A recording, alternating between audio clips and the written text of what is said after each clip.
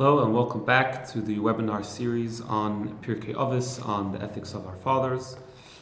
Just again to remind everybody, if anybody wants to comment or ask a question, feel free. We are holding Mishna Beis, the second Mishna of Pirkei Avos. We will read it inside and then perhaps say some explanations on the Mishnah. So Mishna Beis in Pirkei Avos says as follows: Shimon HaTzadik Haya Mishiyarei Knesses HaGdoila.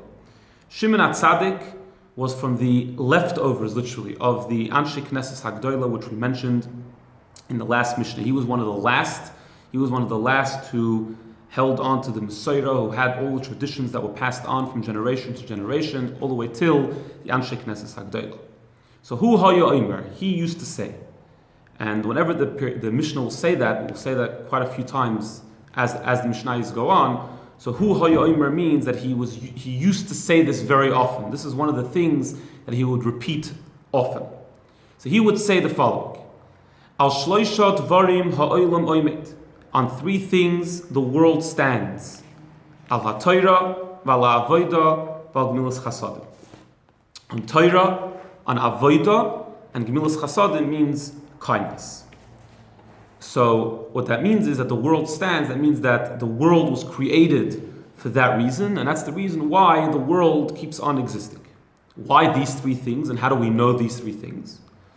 So about Torah it says, Im loy brisi yoimam v'layla, chukay shamayim v'aretz loy samti, which means without the covenant that I made, yoimam v'layla, those two words, then chukay shamayim va'aretz, the whole laws of heaven and earth, meaning the creation of heaven and earth, loy samti, I never would have put, I never would have placed, I never would have created the world. What does yoimam v'layla refer to? So there's another pasuk which discusses learning Torah, which says v'gisa ba yoimam v'layla, that you're supposed to learn Torah day and night. So that's what the pasuk means. Im loy brisi yoimam v'layla. If not for yoimam v'layla, if not for the fact that the Jewish people are learning Torah day and night, then the whole heaven and earth would have never been created. That's Torah. Avoida means karbonis, means the sacrifices in the Beis Hamikdash. In Chumash Bereshis, Avram Avinu is having a conversation with Hashem, and he's asking him, how do I know that when the Jewish people sin, you won't destroy them like you destroyed the Doir HaMabul, like you destroyed the generation of the flood? They sinned and you destroyed the whole world. How do I know that the same fate won't be for my descendants?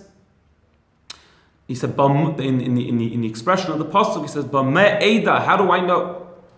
So Hashem answered him to take animals and to do what was called the Bris Ben Hapsarim, the famous covenant that Hashem made with Avram Avinu. Why did Hashem tell him to take animals? So he was hinting to him that it's b'schus the karbonis, it's b'schus the sacrifices, and the merit of avodah, that the world will stand, that the Jewish people will be eternal. And of course, nowadays that we don't have a Beis Hamikdash, so avodah refers to tefillah, refers to davening, as it says in the pasuk, "Ule'avdoi b'chol levavchem," that you should serve Hashem with all your heart. And Chazal say, "Ezeu avodah shebelev." What does it mean, avodah with the heart? Zeu tefillah, that's going on davening. And of course, gemilas chasadim, in the merit of kindness, the whole world exists and was created. As it says in the pasuk, "Olam chesed yibana," that the world was created based on chesed, on kindness. The Mefarshim explain that this Mishnah is actually a continuation from the Mishnah before. That we had that the Anshe Knesses HaGdoila said three things, and those three things were primarily covering the idea of learning Torah, of having students in Torah, of making fences in Torah. And this Mishnah is saying that in order to come to a shleimus, in order to come to a completion, it's not enough for a person only to have the idea of Torah. He also has to have the idea of avodah, he has to have the idea of davening, of karbonis, and he also has to have the idea of gemilas chasadim, of kindness. As it says, there's a Maimar Chazal which says, Kol ha'omer ein li ela Torah, afilu Torah ein lo. If somebody says that I only have Torah and I don't do anything else, that means that even Torah he doesn't have, which means that you have to have all these three categories. You have to have Torah, avodah, and gemilas chasad. What does Shimon HaTzadik, what does he mean to say that the world stands on these things? Al shloisha dvarim ha'olam oimet. So he means as follows, that the world, the physical world, is really hevel havolim, it's all nonsense, which means it all has no real reality. It has no true existence. It's physical. Physical means that it'll end someday, and if it ends someday, that means even while it's existing, it has no truth to it. Only if you take the physical world and you connect it to Kedusha, you connect it to holiness, then ha'olam oimei, then the world has firm existence, has firm ground, has real truth on which to exist. And that's what these three things are all about. Torah, Avodah, Gemilas Chasadim. They are about connecting the physical world with Kedusha, with holiness. Now, when the Mishna says al ha-Torah, when it says that the first thing that the world stands on is Torah, what is that referring to? So the Rav, the Bartanura, explains that it's going on Kabbalas ha-Torah, which means that it's the merit that the Jewish people accepted the Torah at Har Sinai. That's the reason why the world exists, and it's not referring to the learning of Torah necessarily, the fact that we continue to learn Torah. It's referring to the idea that the Jewish people accepted the Torah on Har Sinai. And that's based on a Gemara, the Gemara says on the Pasuk Yoim Hashishi, that we say every Friday night in Kiddush, from the Pasuk in Bereshis, Yoim Hashishi, that this is the sixth day. And the Gemara asks, why is there an extra hey? It should say Yoim Shishi. Why is it Yoim Hashishi? So the Gemara explains that the world was trembling. The world had a very, very shaky existence till the Jewish people accepted the Torah on Har Sinai, because Hashem made a condition with the world. If the Jewish people accept the world, if the Jewish people accept the Torah, then the world will continue to exist. But if they don't, then Hashem said, I'll bring you back to absolute nothingness. So the world was, so to speak, shaking till the Jewish people said Nasa v'nishma and accepted the Torah on Har Sinai. And that's why it says in the Pasuk, Yoim Hashishi, the Hay, meaning the sixth day, referring to the sixth day of Sivan, which is the day that the Jewish people accepted the Torah on Har Sinai. Why does he explain this Mishnah when it says Torah to mean the fact that they accepted the Torah on Har Sinai and not to learning and keeping the Torah? Because he says that if it's referring to learning Torah and keeping Torah, then that already includes the next two things. That already includes Avodah and includes Gemilas Chasadim. Part of living a Torah lifestyle, part of learning and keeping Torah is bringing karbanis, is davening, and is Gemilas Chasadim, is being kind. So while the Mishnah need to enumerate two other things, if it's already included in the first one. So that's why he explains that Torah means Kabbalas ha-Torah, the fact that they accepted the Torah in Har Sinai, that's one of the foundations and the pillars upon which the world stands. The Tosfos Yom Tov argues and says that it can't mean that. Because of course, Pirkei Avos is lessons of how to live life. It's trying to tell us something. If al Torah means when the Jewish people accepted the Torah, so what kind of lesson is that to us? What does that have any difference to me now, 3,000 years after we've already accepted the Torah? So the Tosfos Yom Tov explains that it's referring to a very specific aspect of Torah, the idea of learning Torah.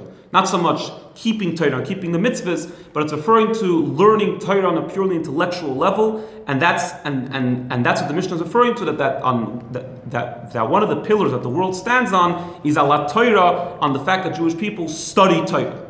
And then there's two other things: there's Avodah and there's Gemilas Chasad.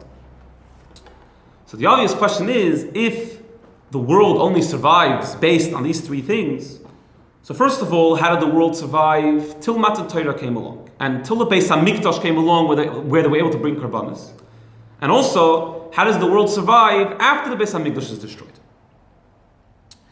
So the truth is that it says that for the first 26 generations that the world existed, which was from the creation till Matan Torah, it says that the world existed only because of Hashem's kindness, which means really the world didn't deserve to exist. The world only deserves to exist in the merit of Torah, but it only exists based on Hashem's kindness. And that's why we say in Tehillim, chapter Kuf Lamed Vav, which we say every Shabbos during davening, we say, Ki la'olam chastoi. We say, because Hashem's chesed is eternal, and we say that 26 times, referring to the 26 generations that only survived because of Hashem's kindness.